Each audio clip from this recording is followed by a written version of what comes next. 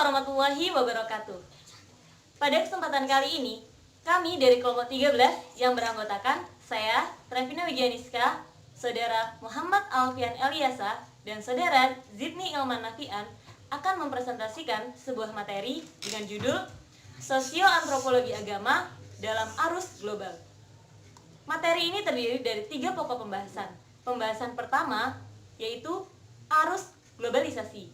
Pembahasan kedua, dampak globalisasi, dan pembahasan terakhir yaitu respons agama dalam arus globalisasi. Baiklah, masuk ke dalam pembahasan pertama yaitu mengenai arus globalisasi. Di zaman modern seperti saat ini, tentu saja istilah globalisasi bukanlah hal asing bagi kita. Hal tersebut seperti sudah mendarah daging karena setiap aktivitas, makanan, pakaian, dan gaya hidup kita sudah terpengaruh oleh peradaban global. Globalisasi adalah suatu fenomena khusus dalam peradaban manusia yang bergerak terus dalam masyarakat global. Pada awalnya, proses perkembangan globalisasi ditandai dengan kemajuan bidang teknologi informasi dan komunikasi. Bidang tersebut merupakan penggerak globalisasi. Dari kemajuan bidang ini, kemudian mempengaruhi sektor-sektor lain dalam kehidupan, seperti bidang politik, ekonomi, sosial budaya, dan lain-lain.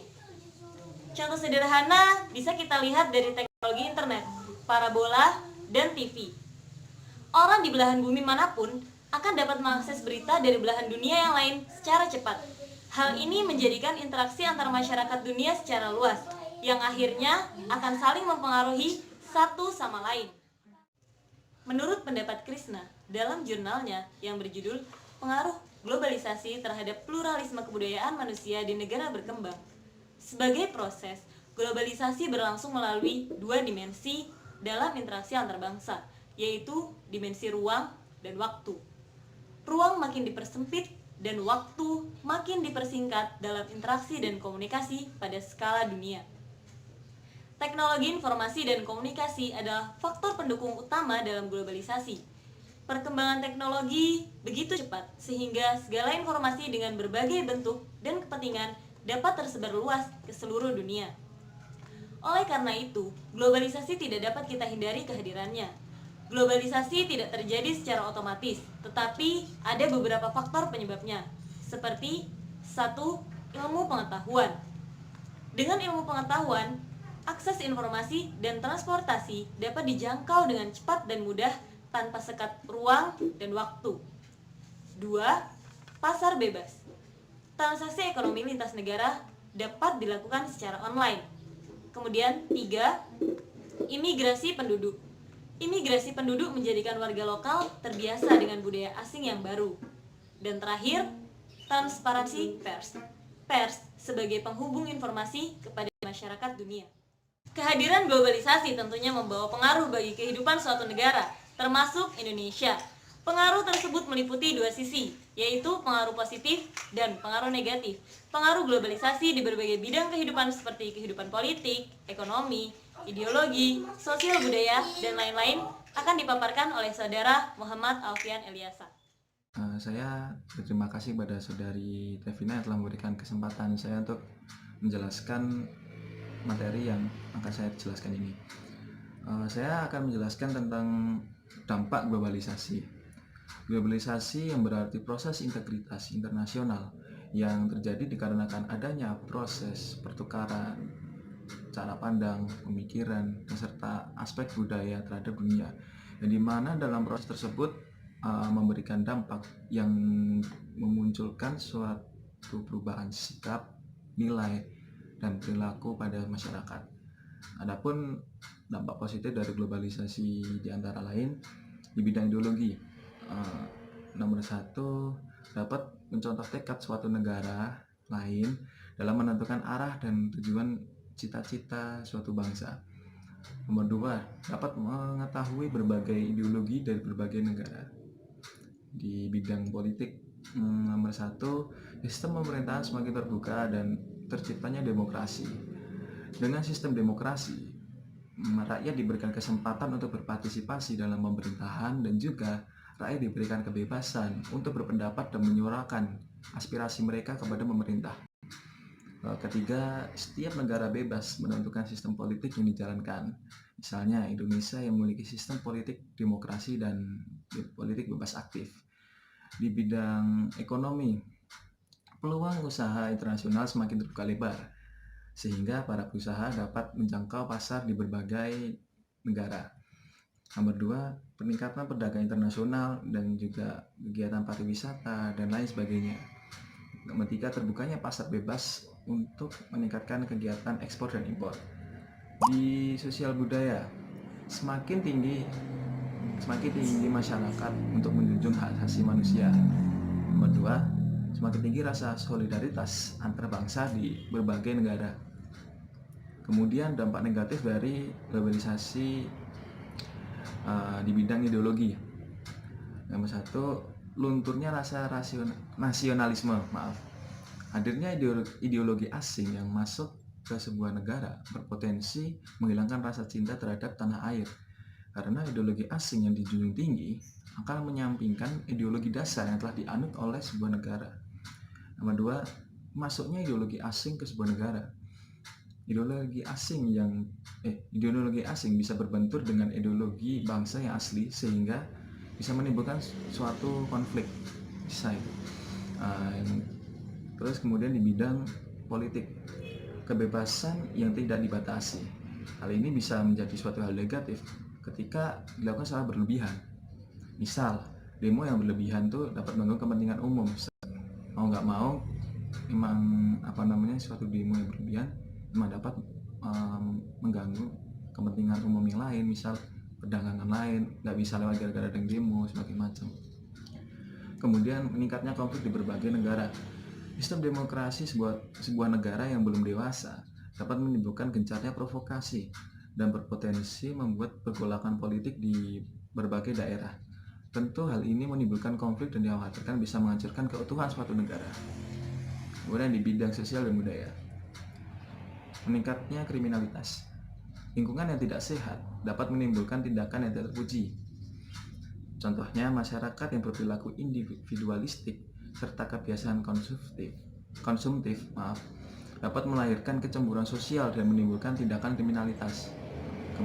Kemudian pada dasarnya tuh globalisasi dapat melahirkan sistem individualistik. Hal tersebut muncul dikarenakan pengaruh dari budaya luar yang secara tidak langsung dapat melunturkan nilai-nilai budaya dan tradisi yang telah ada.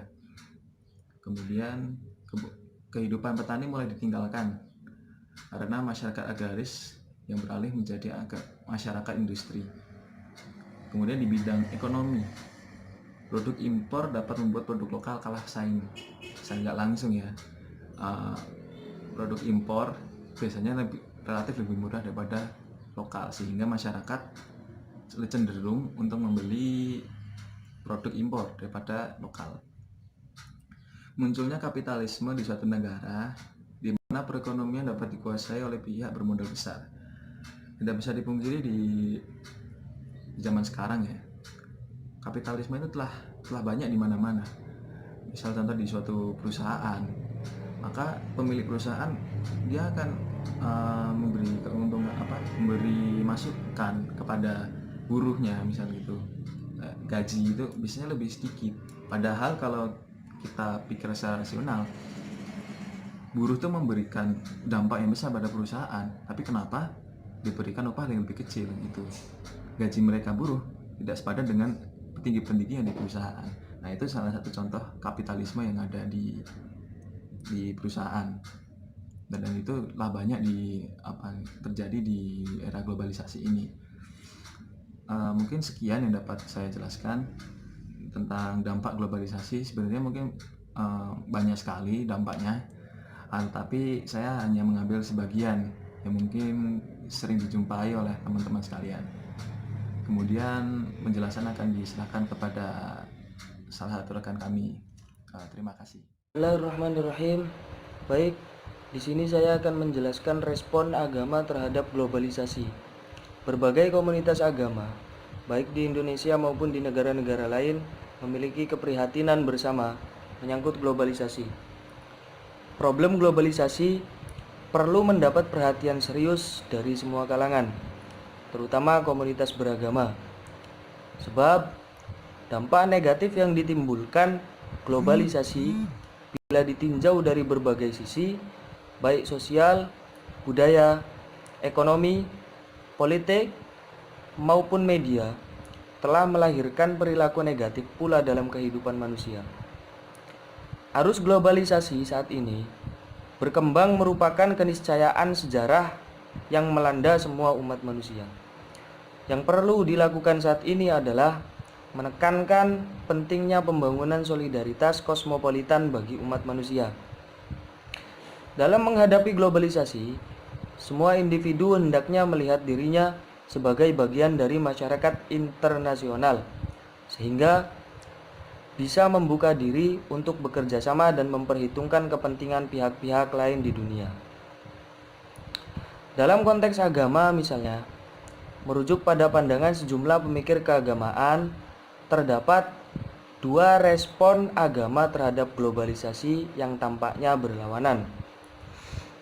Respon yang pertama, komunitas agama bisa atau mampu merambah dunia global.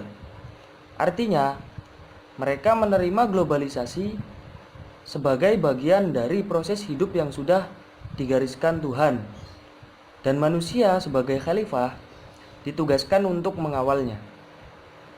Ada pandangan kultural yang menjadi alasan kelompok ini, bahwa sejatinya semua umat manusia dengan beragam jenisnya ada dalam kebersamaan. Mereka dapat belajar satu sama lain sehingga dapat menjalin kerjasama, sehingga pada akhirnya mengantar umat beragama pada kesatuan kemanusiaan sebagai satu keluarga. Adapun respon kedua adalah kecenderungan sebaliknya, yakni kecenderungan komunitas agama tertentu merespon globalisasi dengan menolak, mengasingkan diri sembari menekankan keberbedaan. Fenomena ini dapat kita lihat dan rasakan dari muncul dan menguatnya fundamentalisme agama, baik di komunitas Islam, Kristen, Hindu, dan agama lainnya, serta beragam fundamentalis nasionalisme sejumlah tempat. Hal itu menjadi fakta yang tak terbantahkan.